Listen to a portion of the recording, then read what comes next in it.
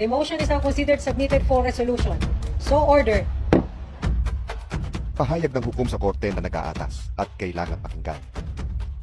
May katatagan, iisang emosyon, sa layuning maipamalas na ang ipatutupad ay batas at katarungan. Proceed, Fiscal. What is your comment on the pending motion of the Defense Counsel?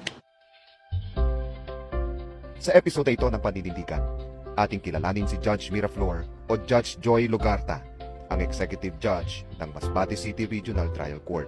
Aalamin natin na kung papaano niya buong tatag na pinaiiral ang katarungan at batas ng bansa. Higit sa lahat, ang pagsunod sa mga batas o kautusan ng Panginoong Diyos. Una sa buhay na hindi niya binababayaan.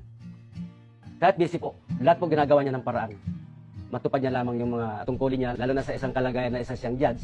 Pero hindi niya pinapabayaan yung tungkulin niya. Naging pangulo siya mga awit. Nandun po yung pagtulong niya sa mga awit mula sa Bagong Sirang, dating lokal po namin, Masbate City.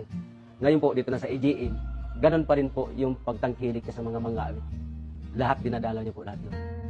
Unang-una, i-priority ang para sa paglilingkod sa ating Panginoong Diyos. Priority permi ang ating Panginoong Diyos, pagsunod sa kanyang mga aral, at ang pagpapasakop sa pamamahala.